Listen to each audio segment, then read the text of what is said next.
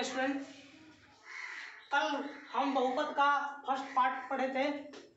आज हम बहुपद का सेकंड पार्ट पढ़ने वाले हैं।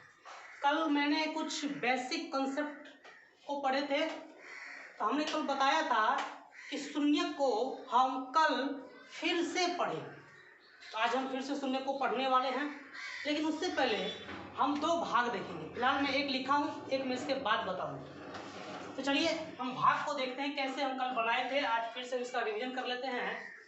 तो सबसे पहले भाग बनाने के लिए मैंने 3 चीज़ों को बतलाया था। पहला मैंने बतलाया था चिन्ह। हम पहले चिन्हों को देखते हैं। सेकंड संख्या यानी गुणांक को हम देखते हैं, गुणांक। तीसरा जो देखते हैं वो हम पावर यानी घात को देखते हैं। तो चिन्ह को हम क्या देख रहे हैं, ये प्लस में है, ये भी प्लस में है, और प्लस को मल्टीप्लाई करेंगे तो प्लस में होता है। तो प्लस शुरुआत में लिखना जरूरी नहीं है, लेकिन हम समझाने के लिए लिख रहा हूँ। इसके बाद हम गुणांक देखते हैं। गुणांक हम देख रहे हैं, गुणांक 2 तिया 6, तो 2 तिया 6 होता है। इसके बाद हम देख रहे हैं तीसरा है पावर देखते हैं। तो यहाँ का पावर 3 है और यहाँ का पावर 2 है। इसका मतलब है कि यहाँ पर एक पावर की कमी है, तो हम यहाँ पर एक x लिखेंगे। x यानी x का पावर 1। अब हम देखते हैं, तो अब गुना कर देंगे तो प्लस प्लस प्लस ही होगा। 2 तिहाई 6, 2x और 1x, टोटल हो गए 3x। तो गिनती नहीं करना है, क्योंकि ये गुना का एक रूप होता है। जब घातांक करनी पढ़ेंगे तो जब आधार बराबर हो, गुना के रूप में हो, तो पावर जुटता है। तो 2 और 1 3 हो जाता है। x का पावर 3 माइनस है और प्लस माइनस माइनस होता है। अब इससे इसको गुना करेंगे तो 3 तिहाई 9, दोनों मिलाकर के एक ही x आ रहा है, इसलिए x। अब हम बताए थे घटाव करते हैं, तो घटाव में चिन्ह को चेंज कर दिया जाता है। चलिए ये हो गया चिन्ह चेंज। अब हम यहाँ पर देखते हैं, ये प्लस और ये माइनस, जितना प्लस में है उतना ही माइनस में भी है। पावर को भी हमें देखना है। इस प्रकार से देखते हैं कि ये दोनों कट जाएगा। अब यहाँ पर देखते हैं 3x² और 9x है x, लेकिन हम बताए थे कि समान राशि होना चाहिए, तभी हम जोड़ेंगे या घटाएंगे। ये तो x² है और ये सिर्फ x है, इसका पावर 2, इसका पावर 1, तो समान राशि नहीं होगा। तो इसका मतलब यहाँ पर तो एक ही है, तो फिर हम इसको उतार लेते हैं। जो ज़्यादा पावर वाला हो तो उसको उतार ही लेंगे। हम यहाँ पर प्लस में है तो ठीक है, 3x²। अब देखते हैं यहाँ पर x है, पावर 1, x पावर 1, दोनों मिल गया है। हम देखते हैं ये 7 है, ये 9 है, तो माइनस, और ये प्लस है, तो 9 में से 7 को घटा देंगे, क्योंकि माइनस लगा है। तो 9 में से 7 जाएगा, 2 हो जाएगा, 2x + 3। अब हम देखते हैं फिर वही बात, हम पहले चिन्ह देखेंगे। यहाँ प्लस है, यहाँ भी प्लस है, तो हमको प्लस देना है। अब अगला जो है वो है गुणांक। इसका गुणांक 2, इसका गुणांक 3 है। अब दुक्का को क्या बार पढ़ेंगे तो 3 होना चाहिए। तो हम बताए हैं जितना चाहिए, क्या चाहिए तो 3 चाहिए। किसको पढ़ना है? 2 को पढ़ना है। हो गया 3, यानी 3/2 बार दुक्का को पढ़ेंगे तो 3 आ जाएगा। हम यहाँ लिखेंगे 3/2। अब देख रहे हैं इसका पावर कितना है? 2, इसका पावर कितना है? 2। जब दोनों पावर मिल जाए तो फिर हमें एक्स्ट्रा चर राशि लिखने की जरूरत नहीं पड़ती है। तो फिर हो गया, यहाँ पर आ जाएगा 3x² माइनस प्लस माइनस। अब 3 को 3/2 से गुना करेंगे, 3 को 3/2 से गुना करेंगे, 3 तिहाई 9 और 2 हो गया।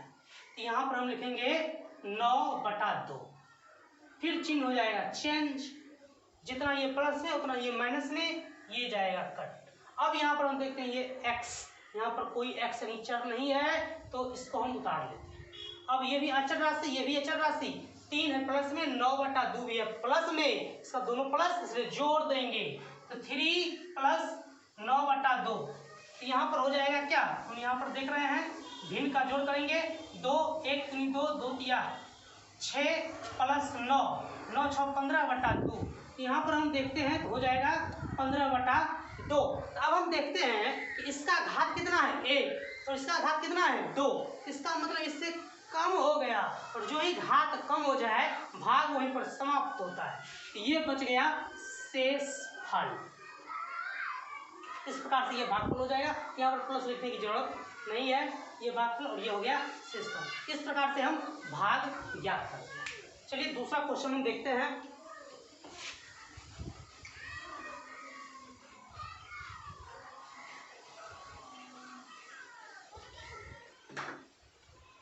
चलिए क्वेश्चन ऐसा अगर दे दें 3x minus 1/2 5x³ plus 9x² plus 8x minus 6, तो फिर हम इसको कैसे बनाएं? तीन चीज, चिन्ह, गुणांक, और उसके बाद हम क्या देखते हैं? चिन्ह गुणांक के बाद बतलाए थे चिन्ह गुणांक, और इसके बाद तीसरी संख्या में हम बतलाए थे। चलिए हल करते हैं, फिर पता चल जाएगा। तिनका को क्या बार पढ़ेंगे तो 5 होगा। तिनका को क्या बार पढ़ेंगे तो 5 होगा। हम बताएं कितना चाहिए? 5। किसको पढ़ना है? 3 को। तो 5/3 हो गया। अब हम देखते हैं क्या, ये x यानी पावर। तीसरा चीज हम पावर को देखते हैं। तो पावर यहाँ पर 1 है और यहाँ पर पावर 2 है, 3 है। इसका मतलब यहाँ पर कितना पावर की कमी है? 2 की कमी है। हम यहाँ पर लिखेंगे x²। अब 3 को जब इतना से गुना करेंगे तो ये हो जाएगा 5। 1x और 2x, 3x माइनस है प्लस है माइनस 1/2 को 5/3 से गुना करेंगे। 1/2 को 5/3 से गुना करेंगे, 5 और 2 तिहाई 6। यहाँ पर आ जाता है 5/6 और इसके साथ आ जाएगा x²। फिर यहाँ पर ये हो जाएगा माइनस और ये हो जाएगा प्लस। जितना प्लस में उतना माइनस में ये कट गया। अब यहाँ देखते हैं x² मिल गया है, ये भी प्लस में ये भी प्लस में, दोनों को जोड़ देंगे तो 9 है, हम सीधा 9/1 करेंगे। 5/6 हो जाएगा 6 9 54, 5 59/6। हम यहाँ लिखेंगे 59/6 x²। अब बाकी जो बचा हुआ है उसको उतार देंगे, 8x माइनस 6। अब बात आ गई, जब तिनका को क्या बार पढ़ेंगे तो 59/6 आए। फिर वही बात हम करेंगे कि कितना चाहिए? तो 59/6 चाहिए। किसको पढ़ना है? तिनका को पढ़ना है। ये बटा में नहीं, तो इसको भी बटा करेंगे तो फिर हमारे पास रिजल्ट ऐसा आएगा, 1 ऊपर चला जाएगा, 3 नीचे आ जाएगा। 59 इकाई 59 और 6 या 18। यानी तिनका को अगर हम 59/18 बार पढ़ेंगे तो 59/6 है। हम यहाँ पर लिख लेते हैं 59/18, इसको गुना करेंगे। फिर यहाँ पर देखते हैं पावर 1 है इसका और यहाँ का पावर 2 है, एक पावर की कमी है इसलिए 1x लिखेंगे। फिर हम यहाँ पर देख रहे हैं तो आ जाएगा हमारा 59/6 x² और माइनस है प्लस है तो माइनस। अब 1/2 को 59/18 से गुना करेंगे, 59 इकाई 59 और 18 दूनी 36, x इसके साथ आ जाएगा। अब यहाँ पर हम देखते हैं ये चिन्ह चेंज हो जाएगा, जितना प्लस उतना माइनस, ये कट गया। अब यहाँ पर हम देखते हैं 8x, x का पावर 1 x का पावर 1, दोनों समान राशि हो गया है। ये भी प्लस में ये भी प्लस में, दोनों को जोड़ देंगे। अब जोड़ेंगे तो देखिए क्या होगा, 8/1 प्लस 59/36, 6 48, 4 8 24, 24 और 4 28 प्लस 59/36, 8 9 17, 8 5 13 14, 2 3, 347/36। तो 347/36 माइनस 6। फिर हम देख रहे हैं पावर 1, पावर x भी आएगा, पावर 1, इसका मतलब अभी भाग लगेगा। जब तक कम नहीं आएगा तब तक हम भाग लगा देंगे। तिनका को क्या बार पढ़ेंगे? 347/36 आएगा, तो 347/36 आना चाहिए। अब पढ़ना किसको है? तिनका को। तो 3, ये बटा में नहीं है तो बटा कर देते हैं। तो 347/36 गुना 1/3 तो हो जाएगा, भाग तो लगेगा नहीं, 7 4 11, 3 14 नहीं लगेगा भाग। 347/36 या 108।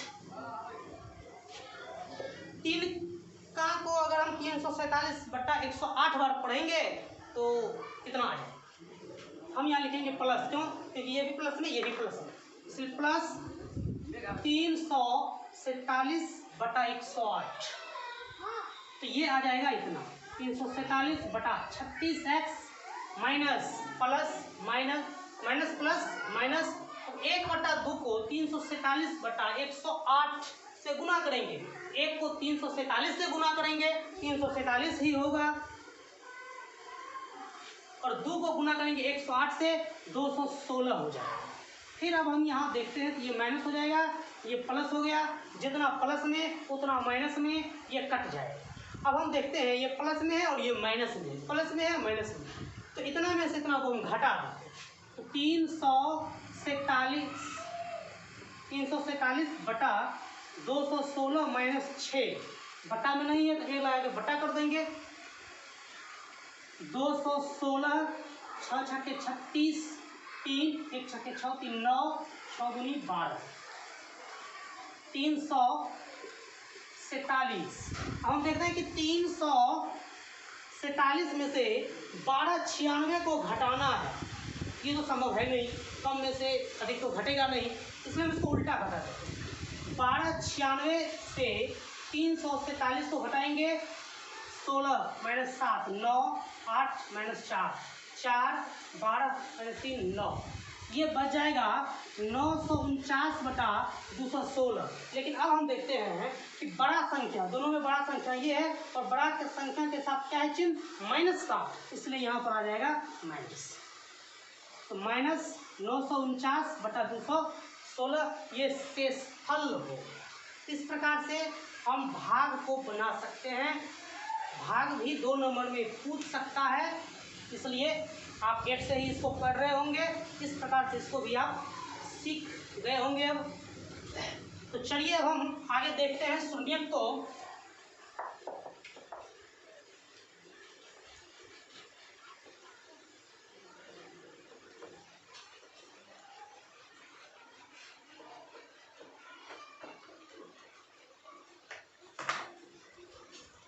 हम शून्यक कुछ ज्ञात कर लेते हैं। 5 शून्यक को रखा है मैंने, शून्यक नहीं क्वेश्चन को, और इसका शून्यक हमें ज्ञात करना है। देखिए इस टाइप का शून्यक एक हम कल भी पढ़े थे, आज भी पढ़ लीजिए। पहला है x² - 3।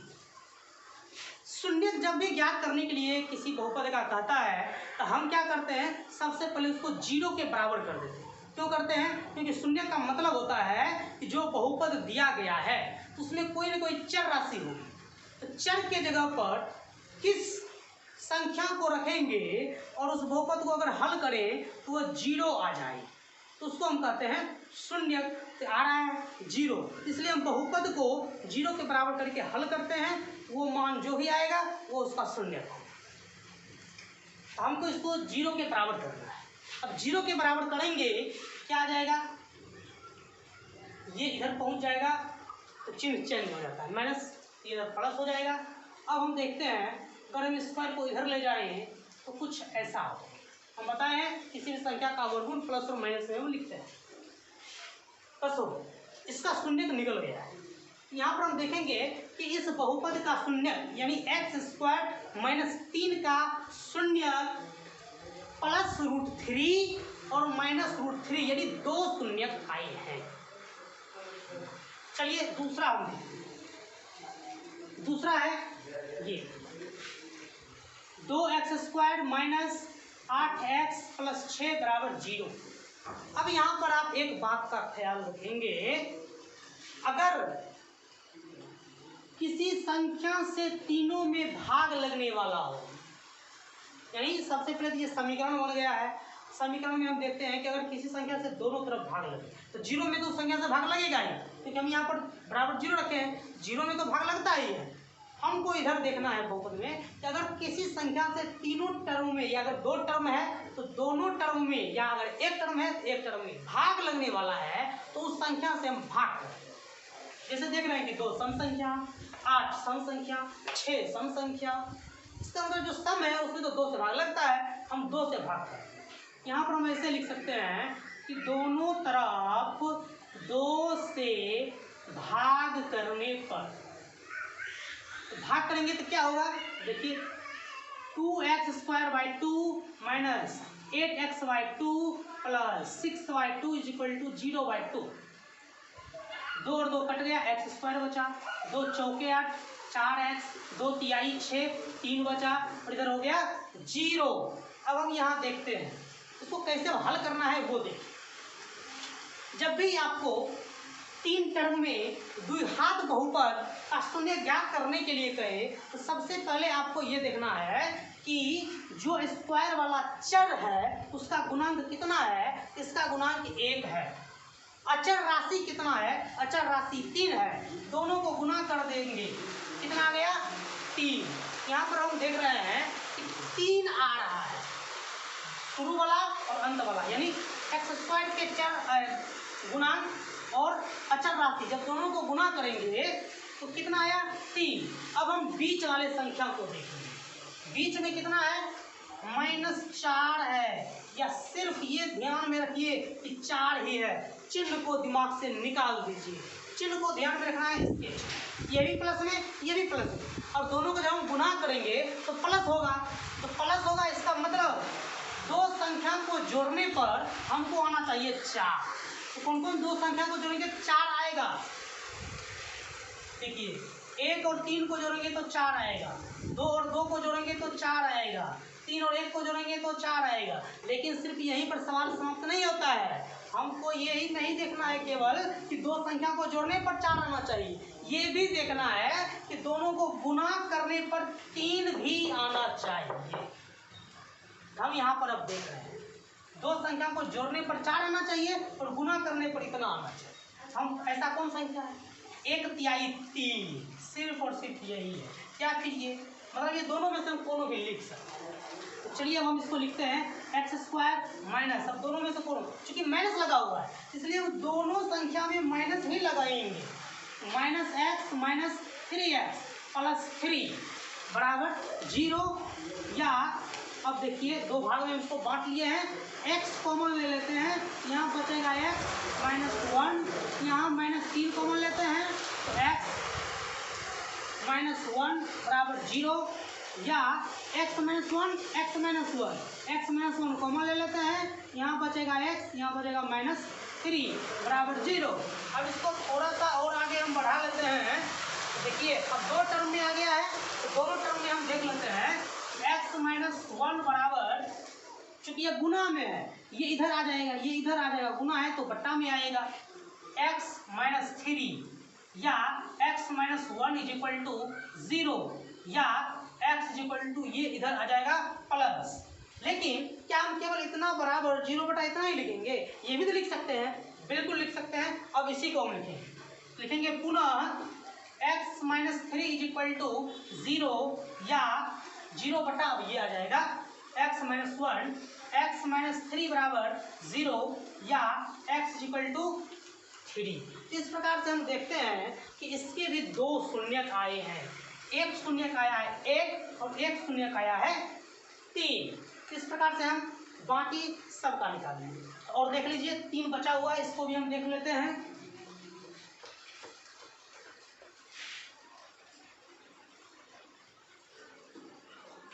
C यहाँ पर है -4s² -4s -1, इसका शून्य ज्ञात करना है। हम बताए हैं जिस बहुपद का भी कहे शून्य निकालिए, सीधे उसको 0 के बराबर करना है। हमने 0 के बराबर कर दिया है। उसके बाद पहला नंबर 0 के बराबर करेंगे, दूसरा नंबर जो चर का स्क्वायर है, जो चर का स्क्वायर है वो पहले लिखेंगे, अचर राशि को अंत में। तो जो चर का स्क्वायर है उसका गुणांक देखेंगे कितना है, इसका गुणांक -4, और अचर राशि कितना है तो -1। अब दोनों को गुना करेंगे तो माइनस प्लस 4 इकाई 4, यानी +4 हुआ। तब इसका चिन्ह क्या है प्लस, प्लस का मतलब होता है जोड़। इसका मतलब हुआ कि बीच में जो संख्या है वो ऐसा संख्या चुनना है जिसको जोड़ने पर 4 आना चाहिए। जोड़ने पर 4 आना चाहिए तो कौन कौन संख्या को जोड़ेंगे तो 4 आएगा। अभी तुरंत हम बताए थे कि 1 और 3 को जोड़ेंगे 4 आएगा, 2 और 2 को जोड़ेंगे तो 4 आएगा, 3 और 1 को जोड़ेंगे तो 4 आएगा। ठीक है, उसके बाद हम बतलाए थे कि सिर्फ जोड़ने के बाद इतना तो आना चाहिए, लेकिन गुना करने के बाद इतना आना चाहिए। इस दोनों को गुना करेंगे उस गुणनफल के बराबर आना चाहिए। 3 इकाई तो 3 आता है, 2 दूनी 4। अच्छा, तो इससे आ गया हमारा 2 दूनी 4। गुना करने पर इतना आ गया, जोड़ने पर भी इतना आ गया, लेकिन ये माइनस में है, तो माइनस में इसलिए दोनों में माइनस लगाना है। जब हम इसको जोड़ करके इतना बनाए और इसके आगे माइनस लगा हो तो दोनों में माइनस लगा। यहाँ पर हम लिख लेंगे यहाँ कि -4s² -2s -1 0। अब फिर 2 भाग में बांट लेते हैं। हम कॉमन ले लेंगे -2। कॉमन लेने का मतलब वह अधिकतम संख्या जिससे दोनों पदों में भाग लग जाए, या जितना पद में हम कॉमन लेंगे सब में भाग लगे। -2s कॉमन लेंगे तो 2 दूनी 4 2s प्लस माइनस कॉमन ले लेंगे तो जो भी संख्या सब के सब प्लस में आ जाएगा, चिन्ह बदल जाएगा। अगर प्लस कॉमन लेंगे तो चिन्ह जो का त्यों रहेगा, यहाँ पर आ जाएगा 1। फिर यहाँ पर देख रहे हैं कॉमन सिर्फ और सिर्फ -1 आएगा, यहाँ हो जाएगा 2s + 1 = 0। या अब यहाँ पर देखिए 2s + 1 2s + 1 ये भी कॉमन आ जाएगा, तो 2s + 1 यहाँ पर बच गया -2s, यहाँ बच गया -1 = 0। अब क्या करेंगे, तो 2 पार्ट में बट गया है, एक एक पार्ट के द्वारा हल कर लेंगे। तो 2s + 1 = 0 बटा ये आ जाएगा, -2s - 1 या 2s + 1 = 0 या 2s = 1 इधर चलाएगा -1 या s = -1/2। एक शून्य निकल गया कि s बराबर -1/2। दूसरा शून्य के लिए देखिए हम लिखेंगे पुनः, जब हम इतना बराबर 0 बटा इतना लिखेंगे तो इतना बराबर 0 बटा इतना लिखना होगा। अब पुनः लिखेंगे -2s - 1 = 0 बटा 2s + 1 या -2s - 1 = 0 या -2s = -1 है, इधर आकर के हो जाएगा प्लस, या s = 1 बटा -2। तो इस प्रकार से हम देखते हैं कि शून्य हमारा 2 शून्य यहाँ पर निकल गया है। इसी प्रकार से हम अगला क्वेश्चन का भी शून्य निकालेंगे। यहाँ पर देखिए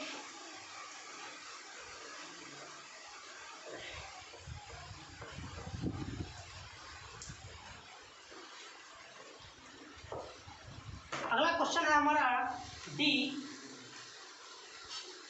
8x² - 22x - 21 = 0 बराबर 0 करेंगे, क्योंकि हमें शून्य ज्ञात करना है। फिर अब देखिए हम बताए थे अगर किसी संख्या से सब में भाग लग रहा है तो भाग लगा देंगे। 2 से 8 में भाग लग जाएगा, 22 में भी भाग लगेगा, 21 में भाग नहीं लगेगा, इसलिए यहाँ पर भाग लगाने की जरूरत नहीं है। अब हम आगे देखते हैं।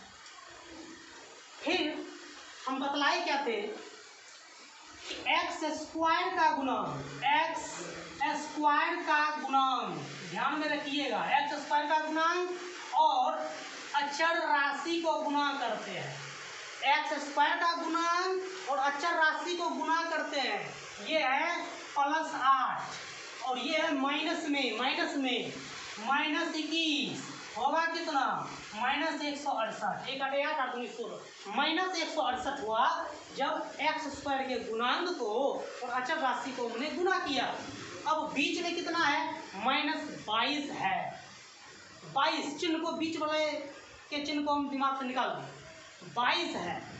तो 22 हम देख रहे हैं यहाँ पर माइनस ना आया, तो माइनस जब आ जाए, जब यहाँ पर जोड़ आ जाए, जिसका मतलब 2 संख्या को जोड़ने पर हमको इतना प्राप्त करना था, लेकिन अब माइनस आ गया। इसका मतलब ये हुआ कि कौन ऐसा दुगो संख्या है जिसको घटाएंगे तब 22 आएगा। 2 संख्या ऐसा जिसको घटाएंगे तब 22 आएगा और गुना कर देंगे तो -168 आएगा। तब हमको देखना है यहाँ, मान लीजिए पता नहीं है, हम बहुत सोचे लेकिन फिर भी हमको पता नहीं चल पाया, तो ऐसी स्थिति में क्या करेंगे, जो गुणा करके हमने संख्या प्राप्त किया है उसका खंडन करना शुरू कर देंगे। अब खंडन करेंगे ऐसे खंडन होगा, 2 8 16, 2 चौके 8, 2 4 2, 2 21, 3 सते 21, ऐसे तो खंडन हो ही जाएगा। और जब ऐसे खंडन हो गया तब हमको 2 डिपार्टमेंट बनाना है। क्या डिपार्टमेंट अभी बताए हैं। इसको गुना किए तो 168 आया, माइनस 168 यहाँ पर माइनस लग गया। इसका मतलब 2 संख्या जिसको घटाएंगे तब आना चाहिए 22, और गुना करेंगे तब आना चाहिए 168। तो पहले तो हमको ये पता कर लेना होगा कि कौन 2 संख्या है जिसको घटाएंगे तो 22 आना चाहिए, फिर यहाँ से भी पता चल जाए। देखिए 2 दूनी 4, 2 और 1 7 करो, 2 दूनी 4 7 28 और 2 तिहाई 6। तो 28 में से चूंकि माइनस है इसलिए घटाएंगे, 28 में से 6 जाएगा 22 हो जाएगा। और चूंकि ये खंडन से प्राप्त किए हैं इसलिए गुना करेंगे तो ये इतना ही होगा, 168 ही होगा। तो हो गया, हमारा हिसाब बन गया। हमको घटाना है, यहाँ पर 28 माइनस 6 रखना है। हम यहाँ पर हम लिख लेंगे 8x² प्लस 28x माइनस, क्योंकि 6 घटा रहे हैं इसमें माइनस लगेगा। तो एक चीज हमको देखना है, माइनस 22 है, यहाँ पर जो भी हम संख्या लिखेंगे वो माइनस 22 ही होना चाहिए। माइनस 22 कब होगा, जब हम ये माइनस में और ये प्लस में लिखें। अब होगा ना कि 6 में से 28 जाएगा तो माइनस 22 आएगा। फिर 2 डिपार्टमेंट हम इसका बना लेते हैं।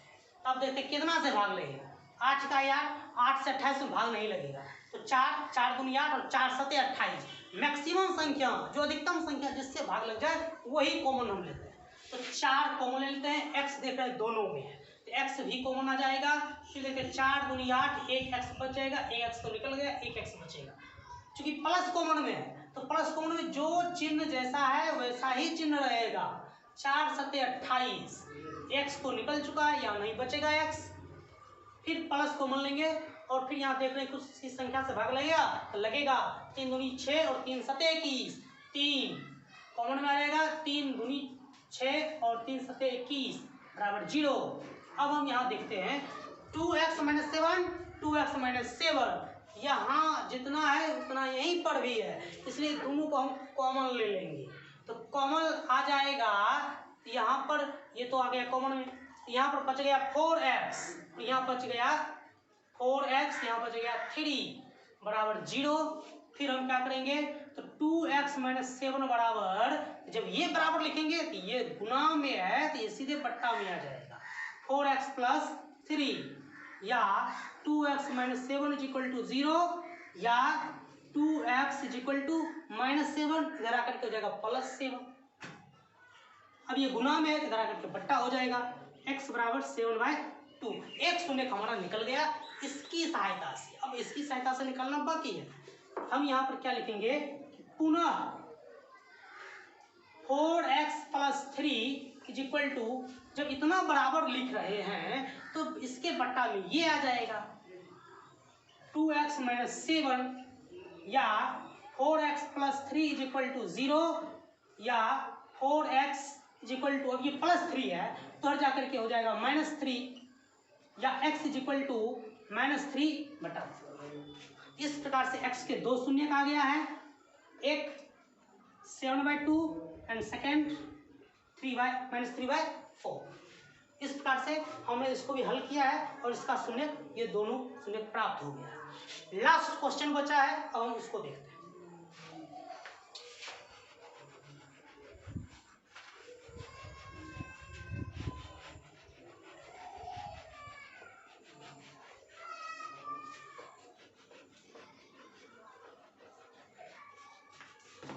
अब इस क्वेश्चन को हम देखें हैं, देखिए कभी कभी इस टाइप का पूछ सकता है, तो इसके लिए भी तैयार रहना पड़ेगा। 6r s x t भी होना चाहिए, क्योंकि यहाँ पर t है तो इसलिए अच्छा देख लेते हैं पहले हिसाब, जो गलतियां होगी वो पता चल जाएगा। अब देखते हैं यहाँ t भी होगा ही। चलिए अब यहाँ पर देखते हैं कि r square s square x square 6r s x t plus 9t square, इसका कहते हैं शून्य ज्ञात कीजिए। शून्य ज्ञात कीजिए, पहला काम हम यही करते हैं, तो उसको सीधे 0 के बराबर कर देते हैं। अब 0 के बराबर कर दिए, अब हम आगे हल करेंगे। तो इसका गुणांक और इसके गुणांक को हम अचर राशि, चूंकि यहाँ पर चर के रूप में सिर्फ और सिर्फ x को ध्यान में रखना है कि x इसमें चर है, बाकी का बाकी सब अचर राशि है। तो यहाँ r s t ये सब अचर राशि हो गया। तब x स्क्वायर का गुणांक हो गया r स्क्वायर s स्क्वायर, यहाँ पर अचर राशि है 9 t स्क्वायर, यहाँ पर क्या आ जाएगा r, क्या आ जाएगा 9 r square s square t square. Plus में आया है, इसका मतलब है कि इसको जोड़ना है। 6 को दो ऐसा संख्या जिसको जोड़ने पर 6 आए और गुना करने पर 9 आए। 3 और 3, 3 3 6 और 3 3 9। चलिए आगे हम बढ़ जाए। सिर्फ ये ध्यान रखना, ये हो गया चर, सिर्फ x ही चर होगा, बाकी सब का सब अचर। तो r s square s square x square plus 3r s x t plus 3r s x t plus 9t square is equal to 0। इसको हम मिटा देते हैं, इसकी यहाँ पर कोई जरूरत नहीं है, बराबर 0। या अब यहाँ पर देखिए 2 भाग में हम इसको बांट दिए, 2 भाग में हम बांट दिए, क्या हमको बचेगा यार, क्या कॉमन आ जाएगा? बचेगा नहीं, बचेगा तो बाद में, पहले कॉमन देख लेते। r इसमें भी s दोनों में है, x दोनों में, तो इस प्रकार से हम r s x कॉमन लेंगे। r s x कॉमन ले लिए, एक r निकल गया, एक r बचा, एक s निकल गया, एक s बचा, एक x निकल गया, एक x बचा। यहाँ पर 3 तो कॉमन आया नहीं है कुछ, इसलिए 3 बचेगा, r निकला हुआ है, s निकला हुआ है, x निकला हुआ है, सिर्फ t बचेगा। अब देखिए 3 दिखाए, 3 और 3 3 9, इसमें 3 कॉमन आएगा, 3 इसके साथ क्या आएगा t, हम t भी रख देंगे, यहाँ पर जाएगा 3 का 3 r s x, t तो निकल चुका है इसलिए अब t आएगा, प्लस 3 तिहाई 9, एक t निकला हुआ है, एक t बचेगा, बराबर 0। अब यहाँ पर देखते हैं, जितना यहाँ उतना ही यहाँ भी है, r s x 3t r s x 3t। अब इसको हम कॉमन ले लेते हैं, प्लस 3t। अब यहाँ पर देखते हैं, यहाँ पर क्या बचेगा r s x plus 3t। यहाँ पर हम देखते हैं कि दोनों गुणनखंड बराबर है, तो दोनों गुणनखंड जब बराबर हो तो हम एक ही गुणनखंड से हल कर लेंगे, वही शून्य हो जाएगा, यानी उसी को हमको 2 शून्य का मान के चलना पड़ेगा। हम यहाँ पर ऐसे लिखेंगे r s x plus 3t बराबर 0 बटा ये आ जाएगा यहाँ r s x plus 3t, या r s x plus 3t, 0 में किसी भी राशि से भाग देंगे तो 0 ही होता है। r s x is equal to, अब ये प्लस में इधर आकर के हो जाएगा माइनस। हम बताए हैं कि इसमें चर राशि सिर्फ और सिर्फ x है, बाकी सब अचर, तो सिर्फ इधर चर रखना है, यानी x बराबर माइनस 3t बट्टा हो जाएगा r s। इस प्रकार से हमने इसका भी शून्यक ज्ञात कर लिया। x बराबर इतना हो गया, यानी द्विघात है, द्विघात का शून्यक 2 होता है, इसी को हमको 2 बना के चलना पड़ेगा। इस प्रकार से हमने शून्य ज्ञात कर लिया है, और इससे आगे का चैप्टर अब हम कल पढ़ेंगे पार्ट 3 में, जो विशेष होगा, क्योंकि कल अब हम मुख्य रूप से इसका ग्राफ पर अध्ययन करेंगे। उसके बाद देखेंगे अगर शून्यक में कुछ और बताना हुआ तो हम पहले शून्यक पर ही कुछ चर्चा कर लेंगे, फिर हम ग्राफ बताएंगे, और अगर हमें लगेगा कि शायद हमें पर्याप्त बता दिया है तो फिर हम ग्राफ पर ही आ जाएंगे। इसलिए आज का क्लास बस यहीं पर मैं समाप्त करता हूँ। धन्यवाद।